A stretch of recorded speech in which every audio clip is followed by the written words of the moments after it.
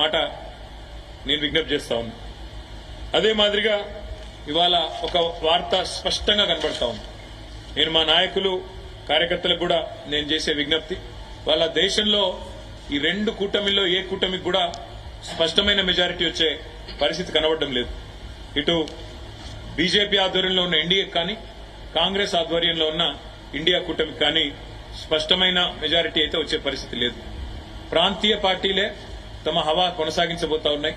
తప్పకుండా ఏ పార్టీలైతే ఇండియాలో గాని ఎన్డీఏలో గాని లేవో ఆ పార్టీలకు వచ్చే సీట్లు, అందులో చాలా ప్రముఖమైన పార్టీలు ఉన్నాయి. బీఆర్ఎస్ ఉన్నది, వైఎస్ఆర్సీపీ ఉన్నది, బిజు జనతాదళ్ ఉన్నది. వీళ్లే రేపు ప్రాంతీయ శక్తులే నిర్ణయాత్మకమైన పాత్ర పోషిస్తాయనే విశ్వాసం మాకున్నది. 5 నెలలు టైంపాస్ గా నడిపింది కాంగ్రెస్ ప్రభుత్వం ఈ రాష్ట్రంలో ప్రభుత్వాన్ని. ప్రజల సమస్యల పట్ల గాని ప్రజల అవసరాల పట్ల గాని అవగాహన లేకుండా అన్ని చిల్లరమల్లర అంశాలు తీసుకుని కొన్ని రోజులు మేడిగడ్డ మీద టైంపాస్ పేరు మీద, కొన్ని రోజులు శ్వేతపత్రాల పేరు మీద టైంపాస్, కొన్ని రోజులు ఫోన్ ట్యాపింగ్ అని టైంపాస్, రకరకాలుగా ప్రజల దృష్టిని మరల్చడానికి చిల్లరమల్లర ప్రయత్నాలు చేసి చివరికి కొంతమంది నాయకులను మా పార్టీ వాళ్ళని గుంజుకున్నా మా క్యాడర్ మాత్రం బలంగా నిలదొక్కున్నది, నిలబడ్డది. పార్లమెంటు ఎన్నికల్లో అద్భుతంగా పోరాట పటిమను ప్రదర్శించింది బీఆర్ఎస్ పార్టీ క్యాడర్.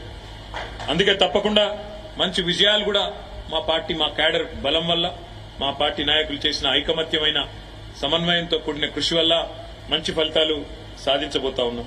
ప్రజలకు ఒక విషయం స్పష్టంగా అర్థమైంది.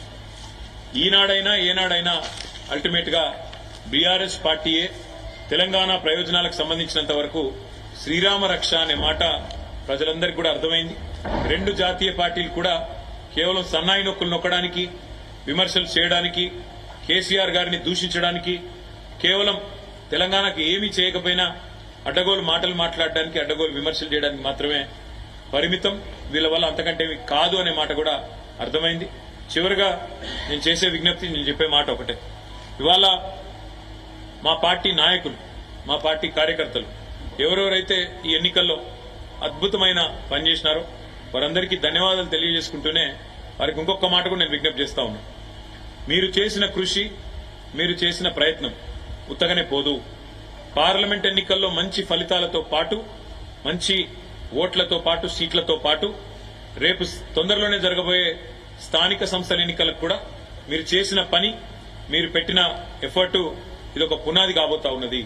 ఎందుకంటే ఈ సంవత్సరం వరుసగా జిల్లా పరిషత్ ఎన్నికలున్నాయి, మండల ప్రజా పరిషత్ ఎన్నికలున్నాయి, సర్పంచ్ ఎలక్షన్లు ఉన్నాయి, అదేవిధంగా కౌన్సిలర్ ఎన్నికలున్నాయి. ఇవన్నిటికీ ఒక బలమైన పునాది, ఒక బలమైన మరి ఎఫర్ట్ ఏదైతే మనం చేసినామో తప్పకుండా ఇవన్నిటికీ ఇది ఒక బలమైన ప్రాతిపదికగా మారుతుంది.